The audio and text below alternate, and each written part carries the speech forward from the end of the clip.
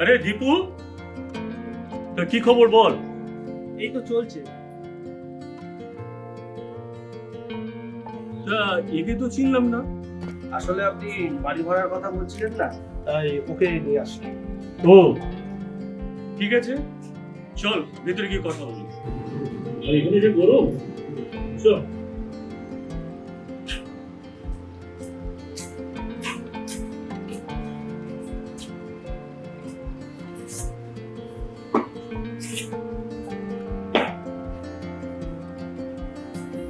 ও ধূপঝা রিসর্টে একটা কাজ পেয়েছে, রাস্তা দিয়ে যাচ্ছিল, একটা ঘর ভাড়া চাইছিল, তাই আপনার কাছে নিয়ে আসলাম।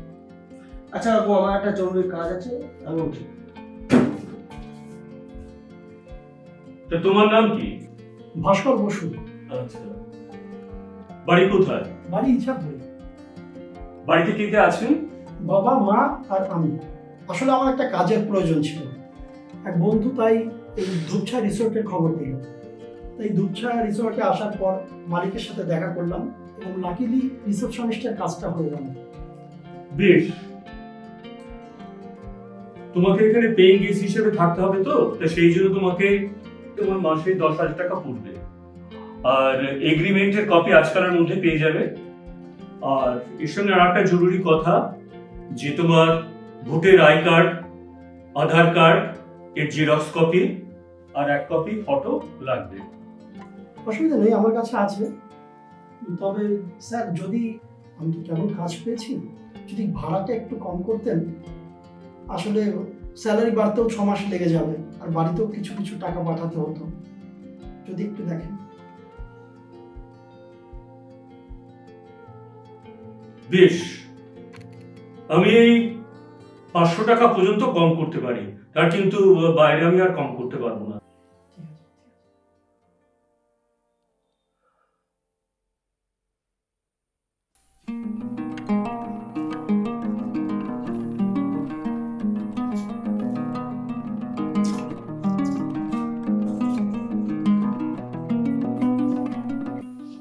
শুনেছি আপনাদের এখানে গঙ্গার ধারে কালী মন্দির আছে, চলুন না একদিন ঘুরে আসি।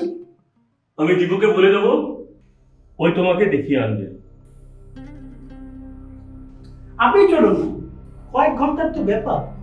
দেখো, আমি কাজের মানুষ, সারা দিন আমাকে কাজ করতে হয়। বাইরে যাওয়া মানেই আমার কয়েক ঘন্টা কাজের সময় নষ্ট। যাক, তাহলে তার কিছু করার নেই। আচ্ছা, আপনি তাস খেলতে জানেন? না, আমার ভালো লাগে না। আরে আমি শিখিয়ে দেবো, একবার খেলা শুরু করলে আর না খেলে থাকতেই পারবে না। দেখো, আমি বলছি আমার ভালো লাগে না।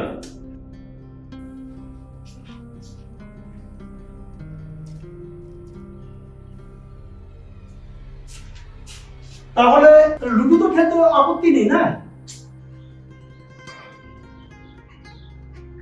দেখো, তুমি আমার বাড়ির ভাড়াটে, তোমার সাথে আমার ভাড়াটে মালিকের সম্পর্ক। তুমি আজ আছো, কাল থাকবে না। আর বাড়িওয়ালার কাছ থেকে এর থেকে বেশি কিছু আশা করো না, ঠিক আছে?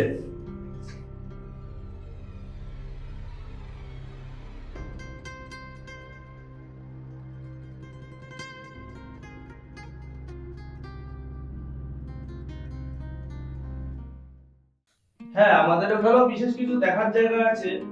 এই তো এখানে একটা পার্ক করেছে, পার্কটার নাম হচ্ছে স্বপ্নতরী পার্ক, ঠিক আছে? ওখানেও বেশ অনেক কিছু দেখার জায়গা আছে। এই তো একটা পুল করেছে নতুন, মানে আবার বোটিং এর সুবিধা আছে, তারপরে টয় ট্রেন আছে, ঠিক আছে? তারপরে এই তো হবিবপুরে হলো গিয়ে একটা ইস্কনের মন্দির তৈরি করেছে, ঠিক আছে? বেশি বড় জায়গা না, তবে ভিতরে কারুকাজগুলো খুব সুন্দর। সময় সুযোগ পেলে তোমাকে একবার নিয়ে যাব, ঠিক আছে? আচ্ছা দীপু, তুমি শান্তনু বাবু সম্পর্কে কতটা জানো? বিশেষ কিছু না, কিন্তু কেন বলো তো? উনি সবসময় যেন গুরুগম্ভীর, আর মেজাজটাও যেন কেমন। হ্যাঁ, বাবা মার কাছে শুনেছি। আসলে আগে উনি খুব হাসি খুশি স্বভাবের মানুষ ছিলেন, বেশ মিশুকেও ছিলেন। কিন্তু উনি যাকে যাকে বিশ্বাস করেছেন তারা এটাকে ঠকিয়েছে আর কষ্ট দিয়েছে। আর সেরকম আর কেউ কাউকে বিশ্বাস করতে পারেন না উনি। আর লোকজনের সাথেও সেরকম একটা মেলামেশা তিনি করেন না।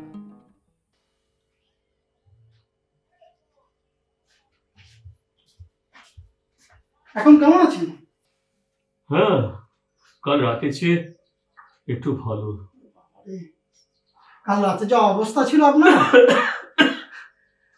সারা রাত তো ভুল বকেছেন। তখন কি আমার মাথা ঠিক ছিল? যাক, আমি জলপট্টি দিলাম, জলপট্টি দেওয়ার পরে যাক রাতের বেলা একটু বকছিলেন। দুধ নিয়ে আসলাম, দুধ গরম করে দেবো, একদম মানা করবেন না, ঠিক আছে? আর ওষুধ নিয়ে এসছি, ওষুধটা ঠিকঠাক মতন খাবেন। আমি যাই হোক ডিউটিতে গেলেও টাইম মতন যেন আপনি খেয়ে নেন, ঠিক আছে? আর ডাক্তারবাবুকে বলেছি উনি বিকেলবেলা আমাদের এখান দিয়ে হয়ে তারপর চেম্বার যাবেন, ঠিক আছে?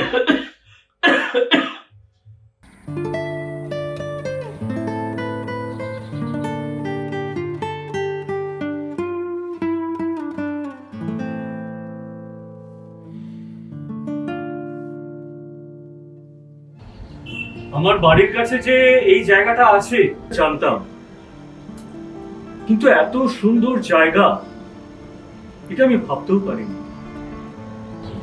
ভাগ্যিস আপনাকে আমি নিয়ে আসলাম, নাহলে তো আমিও জানতেই পারছিলাম না যে আপনার এখানে এত সুন্দর একটা পরিবেশ আছে। তবে মনে হচ্ছে আপনার মেজাজটা এবার একটু হালকা হচ্ছে। তুমি শুধু আমার মেজাজটাই দেখো, তাই না? ভেতরের মানুষটাকে দেখার সুযোগ পেলাম কোথায়? এত সুন্দর পরিবেশ। আচ্ছা চলুন না একটা গান করি। গান? ও আমার দ্বারা হবে না। করুন না, আমি আগে করছি, তারপরে আপনি শুরু করুন। আচ্ছা ঠিক আছে, চেষ্টা করছি, তুমি আগে গানটা ধরো।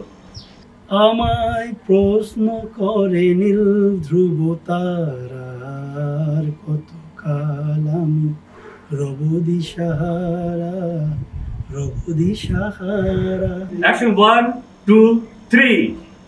আমায় প্রশ্ন করে নীল ধ্রুব তারা, কতকাল আমি রব দিশাহারা, রব দিশাহারা। সব কিছুই তার দিতে পারি নাই, শুধু কত যে কেটে গেল এই জীবন সারা, এই জীবন সারা। আমায় প্রশ্ন করে নীল ধ্রুব তারা, কতকাল আমি রব দিশাহারা, রব দিশাহারা। কারা যেন ভালোবেসে আলো জ্বেলেছিল, সূর্যের আলো তাই নিভে গিয়েছিল।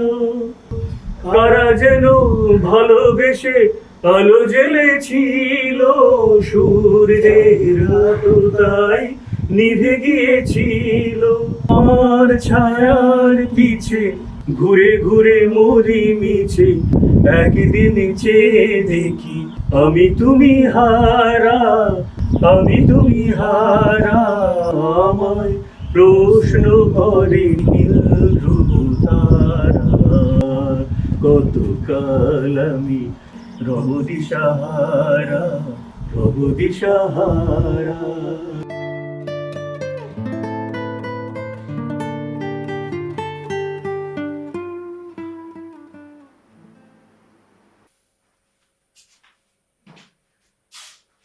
রান্না আমার কমপ্লিট, এবার যাও তুমি স্নান করে নাও। হ্যাঁ যাচ্ছি। আচ্ছা একটা কথা, তোমার তো রবিবার দিন ছুটি থাকে, তো ওই দিন তো তুমি বাবা মার সঙ্গে গিয়ে একবার দেখা করে আসতে পারো। বাড়িতে না গেলেও ফোনে কথা বলি। তবু দেখো, তোমাকে নিয়ে তো ওনাদের দুশ্চিন্তা হয়। একবার যদি তুমি ওনাদের সঙ্গে দেখা করতে যাও, তাহলে ওরা কতটা খুশি হয় বলো তো? ওদেরও তো দুশ্চিন্তা হয়।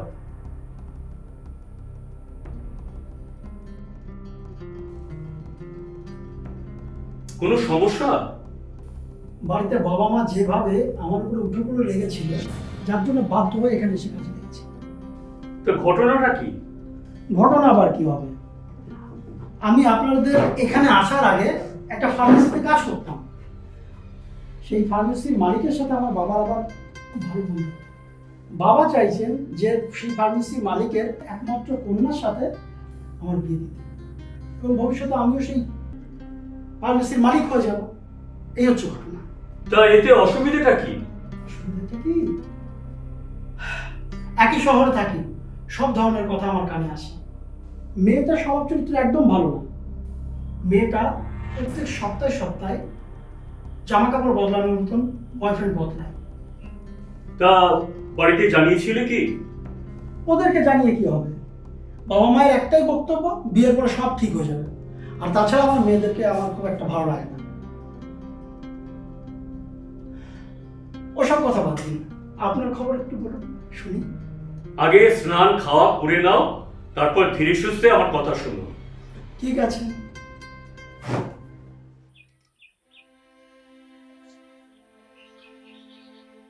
আমার যখন 35 বছর বয়স, হঠাৎ করে আমার বাবা মা মারা গেলেন। প্রথমে বাবা, তার বছর খানিক বাদে আমার মা মারা গেলেন।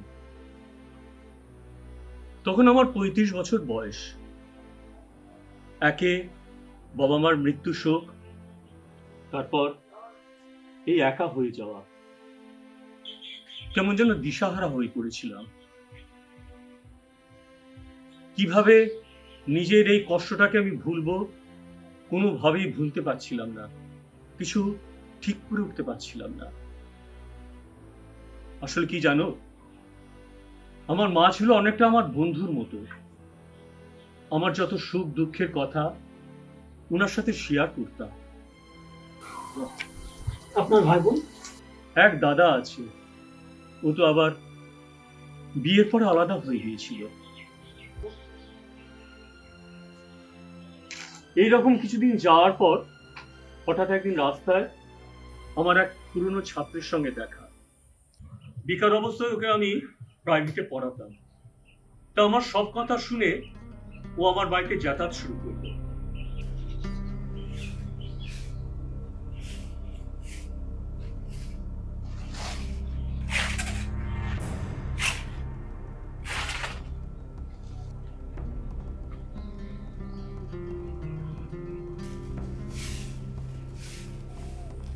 কিরে, তুই আজকে এত সকালে?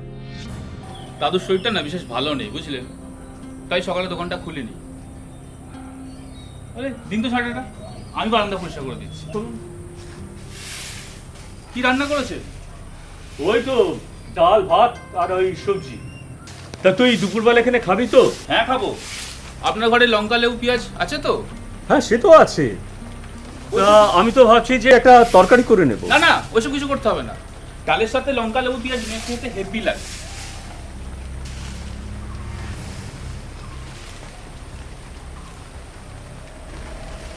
আর বাড়িতে মিস্ত্রি কবে লাগাচ্ছেন? এই তো আর কিছুদিনের মধ্যেই বাড়িতে মিস্ত্রি লাগাবো। আচ্ছা, বাড়িটা বেশ ভালোই হয়েছে।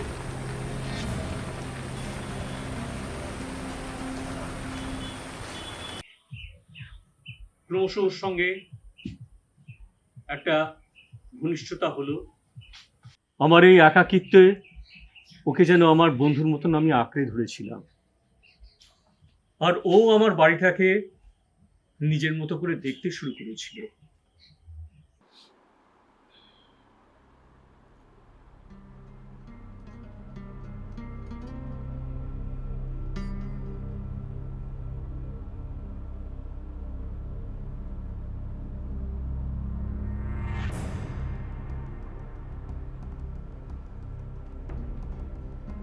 তা রাকেশ, তুই তো আমার থেকে বয়সে অনেক ছোট। এই এখন যেমন তোর সঙ্গে ঘুরছি ফিরছি বেড়াচ্ছি, তা আরো কিছু বছর বাদে তখন তো আমি বুড়ো হয়ে যাব। তখন কি করবি? অবশ্য জানি যে তোর মেয়েদের দিকে কিন্তু বেশ একটু টান আছে, হ্যাঁ সেটা আমি বুঝি। যদিও আমি জানি যে তুই এখন কোনো মেয়েদের সঙ্গে প্রেম টেম করছিস না। তা মেয়েদের উপর যে আমার টান আছে আপনি কি করে বুঝলেন? এ তোর হাব ভাব দেখলেই বোঝা যায়। আরে রাখুন তো মশাই, পয়সা ফেললে বাজারে ওরকম অনেক মেয়ে পাওয়া যায়, মাসে 2-1 বার হলেই হবে। তা তুই সারা জীবন আমার সঙ্গে থাকতে পারবি তো? বিয়ে থা করবি না? মাথা খারাপ নাকি? আপনি আমি ঠিক থাকলেই হলো, ওইসব নিয়ে আমি চিন্তা করি না।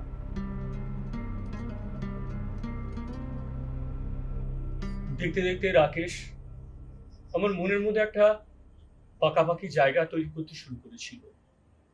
ওর দাদার দোকান থেকে ছুটি পেলেই ও আমার কাছে চলে আসতো। একদিন হঠাৎ রাত্রির বেলা এসে হাজির। তখন প্রায় 10টা বেজে গেছে।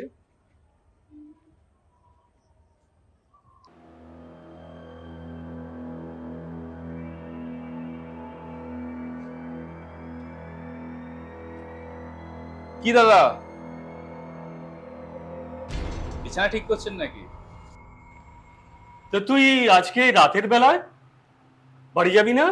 না, দোকানটা অনেক রাত করেই বন্ধ করেছি, অনেক রাতও হয়ে গেছে। ভাবছি এখানে আজকে থেকে যাবো। আমাদের দিকটা যে নিরিবিলি রাস্তা, আপনি তো জানেন আমার ভূতের ভয় লাগে। তা তোর দাদু ঠাকুমা চিন্তা করবে না? আমার কথা আর কে ভাবে বলুন, আসার সময় ফোন করে দিয়েছে। তা রাতে কিছু খাবি তো? না, আসার সময় হোটেল থেকে খেয়ে এসেছি।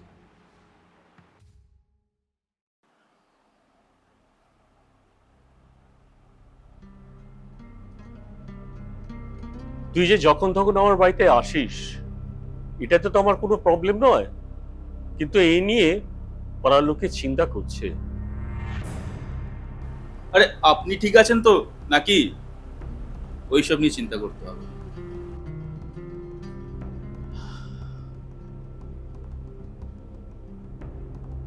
যাই হোক, এবার ঘুমো, রাত হচ্ছে।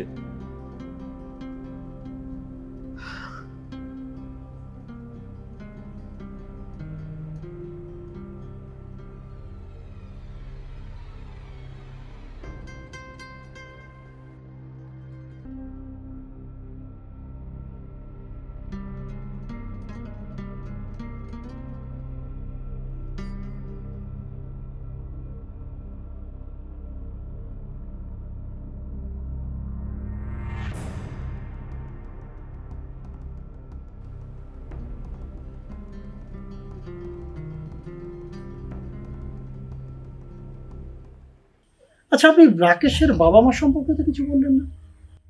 খুব ছোটবেলায় তখন ওর মা পরকিয়া করে একটা লোকের হাত ধরে বেরিয়ে চলে গিয়েছিল। আর রাকেশের বাবা যেন কেমন পাগলের মতো হয়ে গিয়েছিল। উনিও আর বেশি দিন বাঁচেনি। আচ্ছা, আপনাদের মধ্যে যখন এতটাই মেলামেশা, তাহলে ভাঙন ধরলো কেন? বলছি, এইবার সেই ঘটনায় আসছি।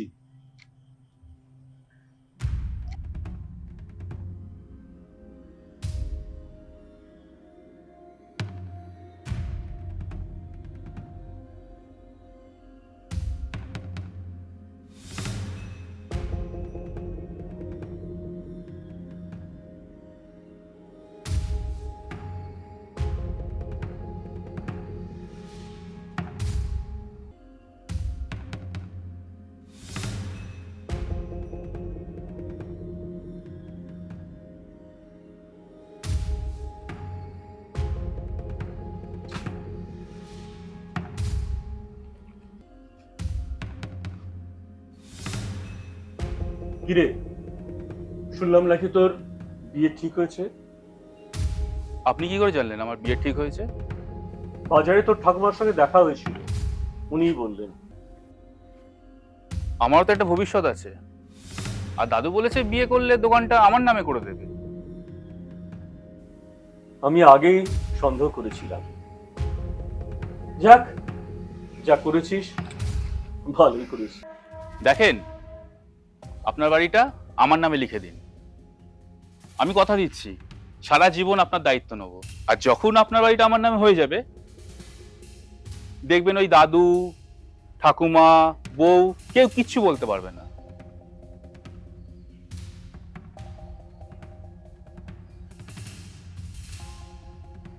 ভারী অদ্ভুত যুক্তি তো। আপনার বাড়ি ঘর ওর নামে লিখে দিতে হবে, তারপরেও আপনার দেখাশোনা করতে পারবে। বাহ! আসলে কি জানো, এই যে আমার প্রতি ওর আন্তরিকতা, ভালোবাসা, এই যে আমাকে দেখাশোনা করা, এর সবটাই ছিল যে আমার এই বাড়িটা ওর নিজের নামে লিখে নেওয়া। তাহলে আপনার প্রতি রাকেশের এই এত ভালোবাসা ওটাই কি নাটক? হ্যাঁ, সেই জন্য তো এখন আর সহজে মানুষকে বিশ্বাস করতে ইচ্ছে করে না, মানুষের সাথে সেইভাবে মেলামেশাও করতে ইচ্ছে করে না। মনে হয় এই একা আছি, ভালোই তো আছি।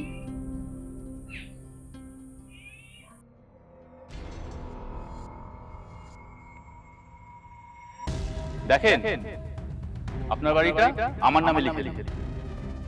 আমি কথা দিচ্ছি সারা জীবন আপনার দায়িত্ব নেব। আর যখন আপনার বাড়িটা আমার নামে হয়ে যাবে, দেখবেন ওই দাদু, ঠাকুমা, বউ কেউ কিচ্ছু বলতে পারবে না। এই যে আমার প্রতি ওর আন্তরিকতা, ভালোবাসা, এই যে আমাকে দেখাশোনা করা, এর সবটাই ছিল যে আমার এই বাড়িটা ওর নিজের নামে লিখে নেওয়া। তাহলে আপনার প্রতি রাকেশের এই এত ভালোবাসা ওটাই কি নাটক? হ্যাঁ, সেই জন্য তো এখন আর সহজে মানুষকে বিশ্বাস করতে ইচ্ছে করে না, মানুষের সাথে সেইভাবে মেলামেশাও করতে ইচ্ছে করে না। মনে হয় এই একা আছি, ভালোই তো আছি।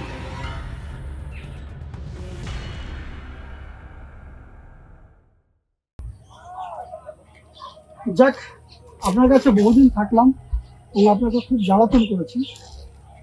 আমি ধূপছা রিসোর্টের কাছে একটা ঘর পেয়েছি, সেই ঘরটা তো ভাবছি আগামী মাসে চলে যাবে। আর আপনাকে যে জ্বালাতন করলাম এর জন্য সব ক্ষমা করবেন। এক কথায় সব শেষ করে দিতে চাইছো? তোমাকে কি কখনো আমি যাবার কথা বলেছি?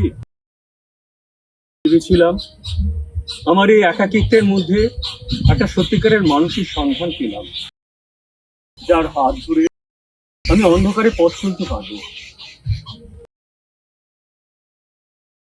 আপনি আবার আমাকে ভুল বুঝবেন না তো? তোমাকে যদি আমি ভুল বুঝি, তবে সেটাই হবে আমার সব থেকে বড় ভুল। আপনি আমাকে এতটা বিশ্বাস করেন? আপনাকে আমি না বুঝে অনেক কষ্ট দিয়ে ফেলেছি, আপনি আমাকে ক্ষমা করুন।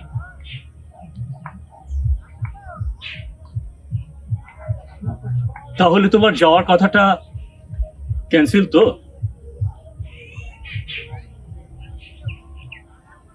ঠিক আছে, তোমাকে মাফ করতে আমি পারি, কিন্তু তোমাকে গান শিখতে হবে আর গান শোনাতেও হবে। জড়িয়ে ধরে না। চোখে চোখে তাকিয়ে আছে, একদম